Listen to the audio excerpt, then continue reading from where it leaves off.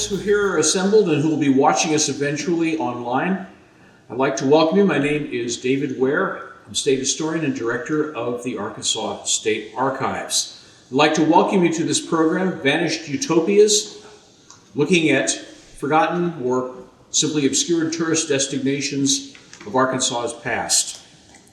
First off, I would like to make a deep thank you to Stephen McAteer and his staff of the MacArthur Museum of Arkansas Military History, who are our gracious hosts today. We are lucky to be doing history in a profoundly historic building. I can think of no better place to give a presentation or no more gracious hosts. A practical note, even though this is an historic building, there is modern plumbing in the building.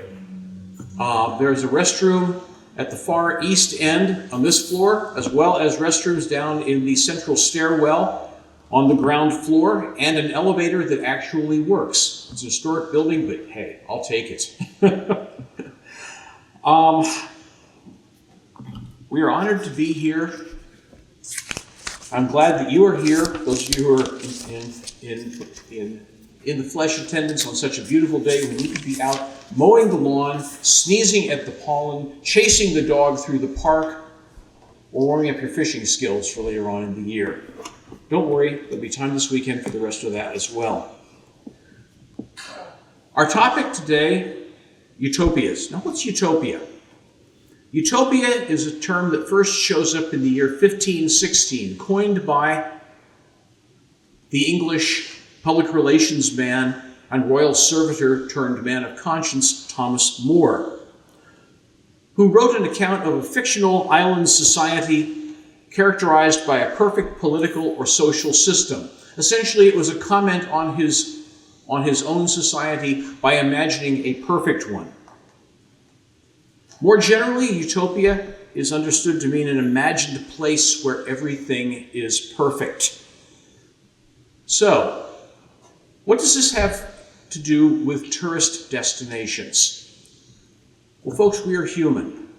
And for many of us, a utopia simply consists of something better than our day-to-day existence, something more interesting, something a little off of the normal. And tourist destinations offer that. Arkansas tourist destinations, it's been a long morning already, have offered that ever since the earliest years of Arkansas's settlement. As tourists, we travel to what we think of are good places, places that offer us experiences, environments outside of our everyday. Some of these are natural, if somewhat altered by human intervention. See Springs, hot. Some are enhanced by man. Some are created by man. Say Dogpatch. The thing is, they offer something different. They offer respite from the everyday. They offer an escape, just as Thomas More's utopia would have offered an escape to those living in Elizabethan society. The common thread of all of these things we'll talk about today is that they offered respite. Just as taking refuge in an historic building with working plumbing and air conditioning offers us a little bit of respite from cares. We can learn something, we can rest up, get a bite to eat, and enjoy each other's company. Can't say better than that, and so I'll give you now to Brian Irby, the organizer of this event, archivist at the Arkansas State Archives, and a pretty darn fine historian in his own right. Brian, over to you. Thanks, David. So our first speaker this afternoon, this is different for us. We've not done an afternoon program like this. Our first speaker is Michael Schwarz. He is an award-winning documentary filmmaker and the visionary behind Prairie Nation Creative and the Abandoned Atlas Foundation. Over the past decade, he's unearthed the stories of forgotten American landmarks, from derelict churches to hot springs' majestic hotel, garnering millions of YouTube views and inspiring community-driven presentation. By collaborating with local historical societies and telling stories through film, he gives lost architecture a renewed voice and fosters a deep appreciation of our shared past. Michael also brings that same sensitivity to the legal arena, crafting emotionally charged trial trailers and courtroom documentaries that shine a light on the personal journeys behind injury and wrongful death cases. Whether it's a legal case or a historic building, his films humanize complex issues, deepening audience empathy and ensuring the stories of affected individuals and families resonate long after the credits roll. So welcome, Michael Schwarz. Thank you so much for that fine introduction. Now I know why you requested my bio.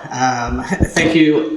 So first of all, I'd like to say I am a huge lover of history, obviously, and I have a really deep connection to Hot Springs, Arkansas. It's like almost kind of like my home away from home, so I might get a little off topic on just how much ties I have to the city and so many of the cool buildings and cool history that lie here, whether it's the mob history or the just the cool architecture that's in the city. But I first actually discovered Hot Springs just when I was in college, and I found the Majestic Hotel, which was this huge abandoned hotel right in the middle of downtown, and it was something that just made me dive right in off the deep end and just exploring the entire town. So throughout that, I've kind of learned about the utopia that Hot Springs was trying to be. And along the way, you know, I found out so many other attractions came out of Hot Springs, and so many, you know, there was so many fun things to do in that city. And when it comes to the history of it, it's just so fascinating. So the kind of how Hot Springs first started, this is an early picture of Hot Springs that I got from the Garland County Historical Society. And this was dated even before 1900. This was an early photo, I want to say late 1800s, but this was downtown. Obviously, it looks a lot different today. But one of the things about early Hot Springs is that it was actually, I always forget the year. That's why I wrote it down. So it 1832 is obviously when it first became federally protected. And I know there's a little bit of kind of a debate between that and Yellowstone of like who was technically first. But one of the interesting things is like right from the very beginning is that Hot Springs had the healing powers of the hot springs. And that's what drew people to want to come there and experience it. But you know, the interesting thing is there's a lot of hot springs around Arkansas. Maybe not hot springs, just springs that were the cure to some of those diseases. Hot Springs was not the only one where you would go. So what made Hot Springs stand out from all the others? How did it become the city that it is today instead of all the other cities that had those same healing powers? And so instead of me walking you through all of those reasons, I've already done that in a documentary I did about the Majestic Hotel quite a few years ago now. And so I have an excerpt of that movie where we talk about the history of Hot Springs that helps explain how it became that metropolitan area. So without further ado, here's a little clip from a movie called Forever Majestic. Oh, no, next slide. But we have some brochures. I forgot this was first. And some of the, some of the bathing over there. So you can really tell just how fun this place was. I mean, how many things there was to do. So here we go.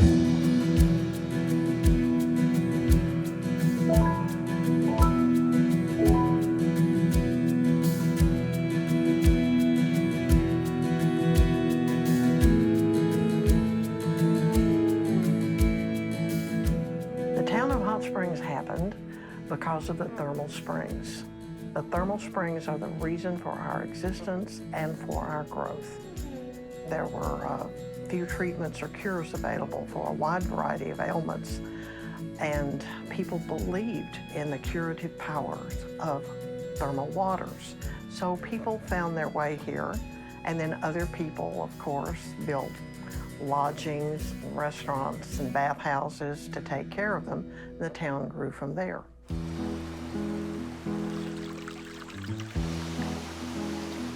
Hot Springs was America's first resort area. That isn't something that Cranford Johnson made up. Everybody thinks that might just be an ad slogan that we have now, but the New York Times called it that back in like 1919.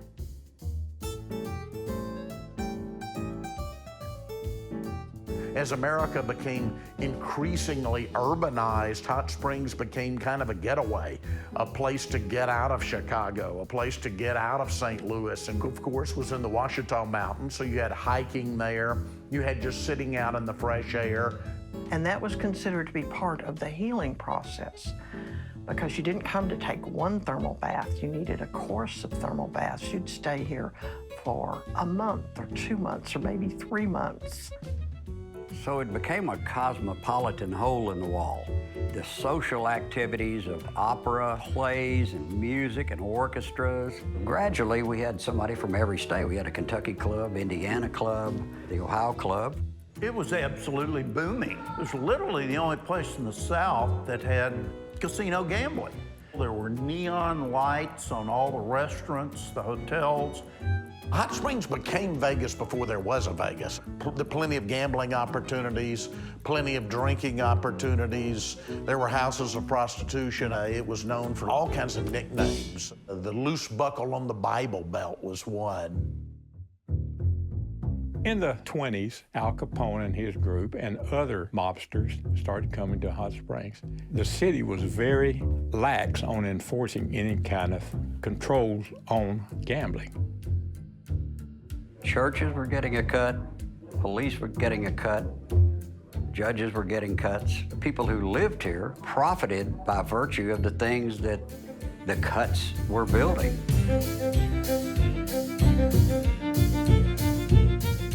There were the big four hotels, the Arlington, the Eastman, and the Park Hotel on Malvern. And anyone driving to Hot Springs would drive into town and boom, there's this beautiful, wonderful, majestic hotel.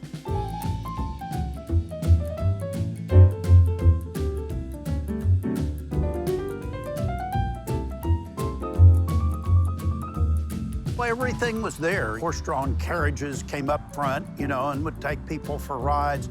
It was very much an experience.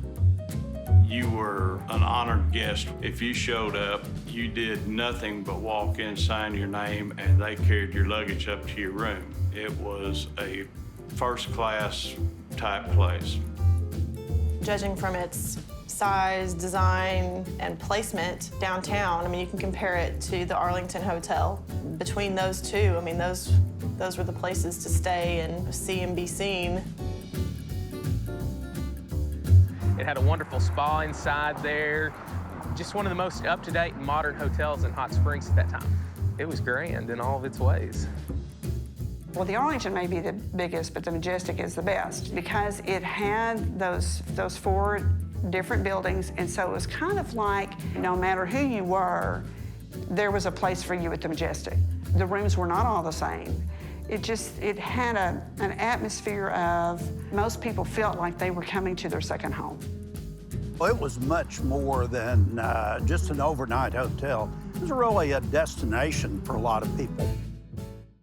So that was a little clip from that movie, and I tried to summarize it in a way in this presentation, and I just thought there were so many people I talked to in the town. I just thought they did such a better job of explaining how it really did become that. I mean, there was gambling, there were so many things, because just like Liz Robbins said, who's the Garland County Historical Society director, she kind of put it into perspective. Like, if you're only bathing for 1 or 2 hours a day, you have an entire day to do other stuff. And so entrepreneurs really started to see that opportunity of like, ooh, we could put in a whole resort experience. It really became kind of like, how do we make the most of it? How can the patients who are getting the hot springs come and bring their family, make it a tourist destination? That's when the mob started to see potential in there. Obviously, it became a neutral zone, and actually during the gambling, a lot of people were looking for fun things to do. So entrepreneurs took advantage of that, and the city just exploded. Potentially that could have happened for some of the other towns around Arkansas, but it really stuck there in Hot Springs, I think, because of the hot thermal springs themselves. And so, it's funny. The very first attraction we're going to be talking about, I actually knew nothing about until putting this presentation together. The amount of times that I've spoken about hot springs and talked to people in town, not one time has the IQ Zoo come up, but it turns out it was one of the biggest zoos there, in the fact that, as you can see, an animal playing basketball, like who would have thought? I was kind of blown away by this. I'm like, how in the world have I been for 7 years talking about hot springs and not once has this come up? And so it turns out that the couple who started this zoo were prominent figures in World War II, as they were helping to train pigeon to guide missiles and use animals during probably apropos that we're in this building today. And so once World War II was over, but they had their skills of training animals to do various things, they decided to start the IQ Zoo in Hot Springs, where they would train animals for entertainment. And they were actually doing a lot of behind-the-scenes work at like Walt Disney Enterprises and on movies. Like I didn't see this fact, but think Air Bud. I don't know if they actually helped with Air Bud at all, but like taking military strategy on training animals and then merging that into entertainment. Smart business people there. That went on until the 1990s.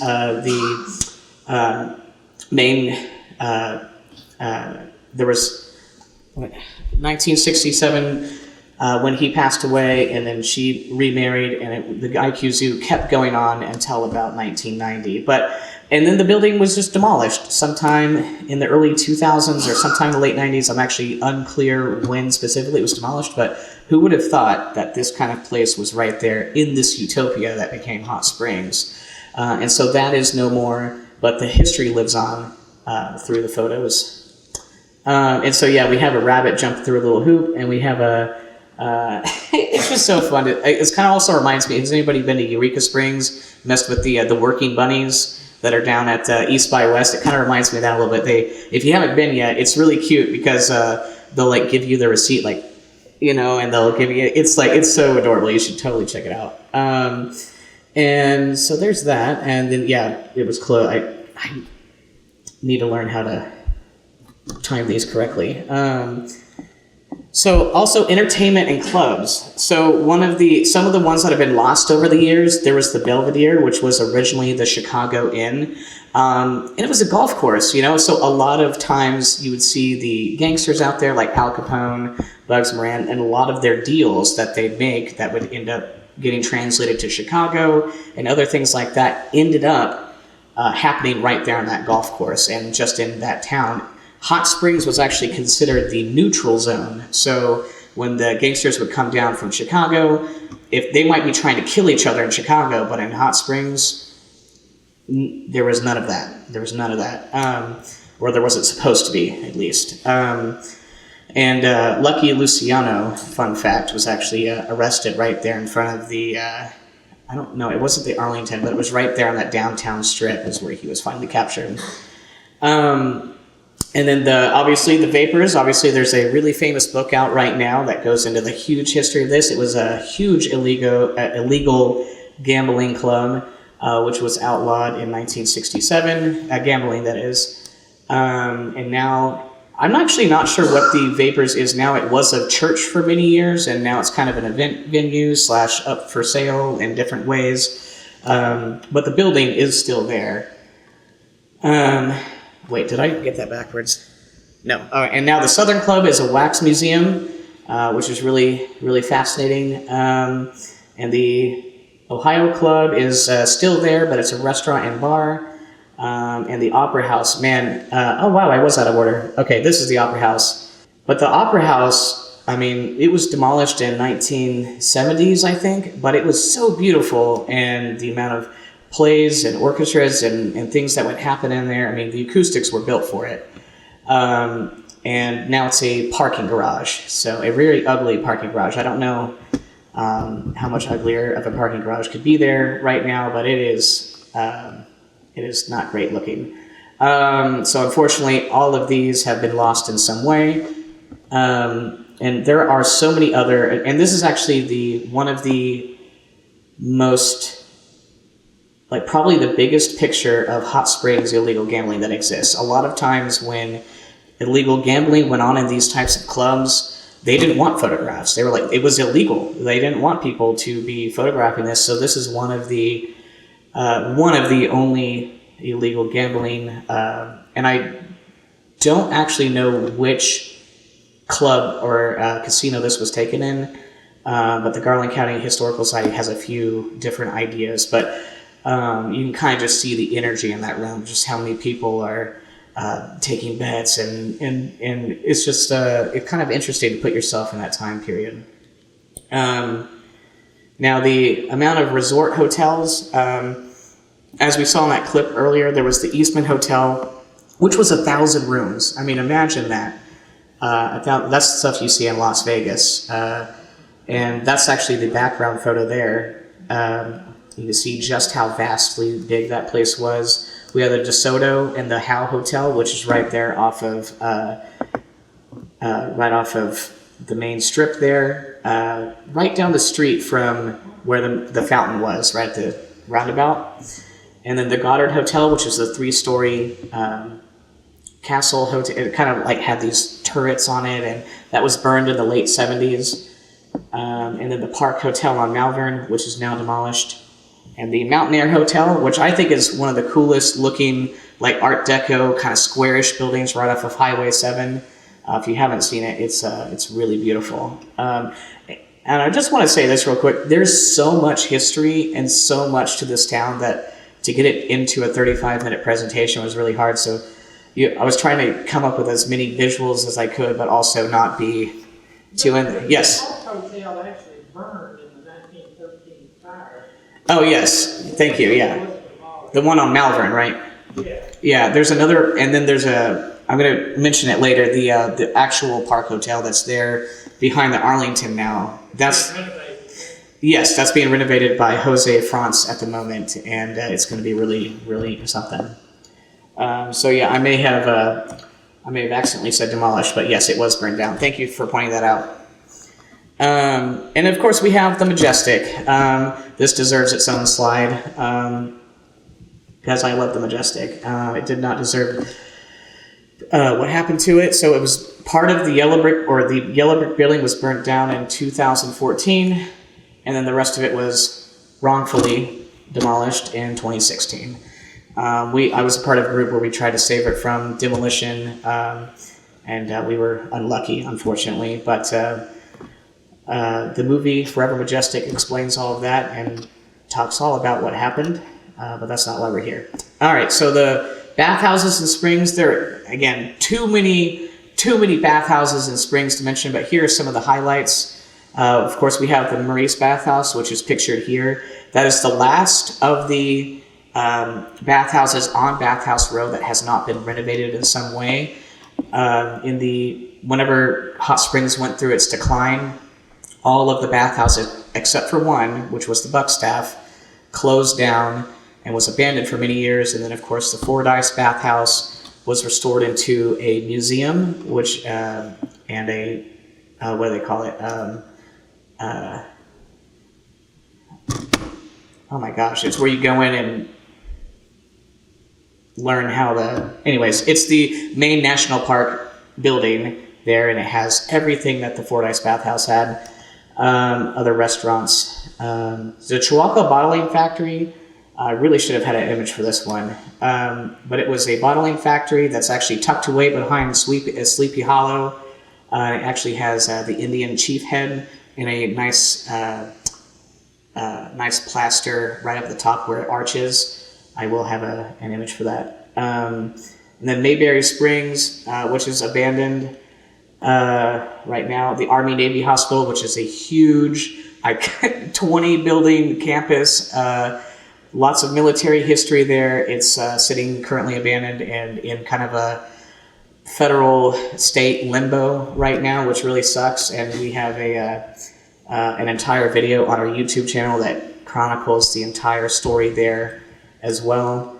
and just many more. There are so many icons in Hot Springs that have either been lost or currently abandoned or currently being restored. One of them being the Fountain Lakes Arbordale, which technically wasn't Hot Springs, but it was right off of Hot Springs, and it is now has been annexed into Hot Springs. But it was unfortunately burned in 1953, and it was never rebuilt after that. But that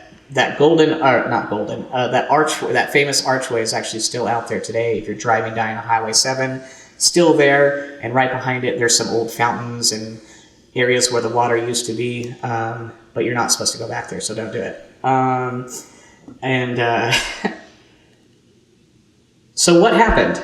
How did it go from, this is the part that I really explored when making my Majestic documentary, was like, so what happened? You had this huge utopia, gambling, healing waters, the medical arts building where people would, or where doctors would literally prescribe you to take the healing baths for 3 months. Like, so how did it go from huge hotels, restaurants, casinos to what it is today? And so I pulled another excerpt from my documentary that does a much better job of explaining it than I would, of what happened. What happened to Hot Springs? It used to be so full of people every day, and now most of downtown is empty. How did a world-famous city gleaming with rich historic buildings become overwhelmed with boarded-up doors? The people of this state, I mean all the people of this state, said we do not, absolutely do not, unequivocally, do not want gambling in Hot Springs and in Garland County. Yes, I've read in the paper that gambling has reopened in Hot Springs. If this is brought to your attention, will you use the state police investigative agency to go over and look the situation over? Yes, I've always taken the attitude, and I certainly proved it by taking my oath of office, that I'll enforce the law. The law does not permit open gambling. The gambling industry died in 1967 when Governor Winthrop Rockefeller commanded the state police to shut it down. The gambling had always been against the state constitution, but Rockefeller was the first governor to absolutely say, it's over. When the corruption went away, the mob left. We lost all the money.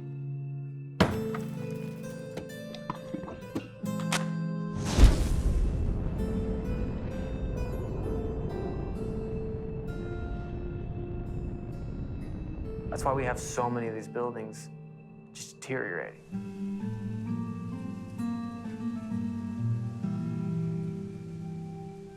In the late 1940s, the bathing industry essentially died. People no longer believed that thermal bathing was the answer to all their medical ills. There had been advances in medical treatment. Lifestyles had changed. People stopped coming.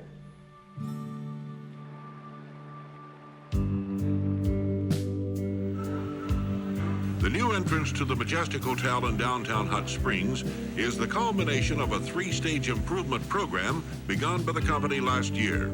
Things started to turn around for Hot Springs in 1985 when word leaked out that the Department of the Interior was going to downgrade the status of Hot Springs National Park, and the city became determined to revitalize downtown.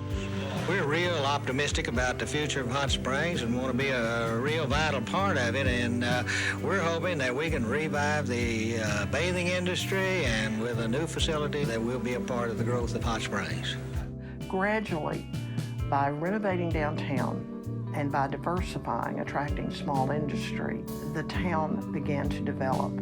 Projected plans call for the Majestic to develop several additional facilities in 1984 that will bring the hotel up to the status of a fully developed Hot Springs Health Spa. The Majestic has spent more than $1.25 million during the last 14 months on renovations. Company officials are hopeful these improvements will energize other downtown businesses to completely restore the area and share in the economic optimism that's sweeping the city. In that case, if revitalization was happening, why did we still see a decline in the Majestic? I know all this going on. Like, I don't know the answer to this. Now, Horst Fisher could probably tell you more about it than I could. And he did. So in the movie, if anybody's interested, I do a whole interview with Horst Fischer. It was great.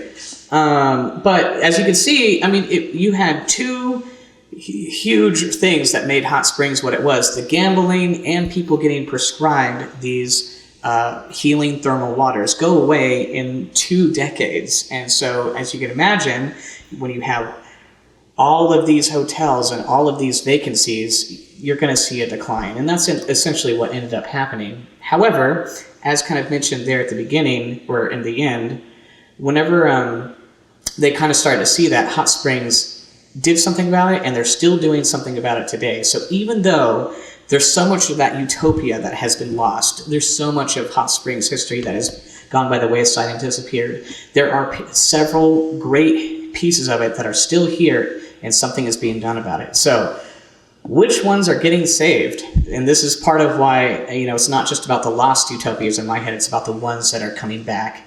And so the Waters Hotel, which is pictured here, was restored in 2017, and that it has a rooftop bar and restaurant, and it's been fully restored and renovated. It's so beautiful.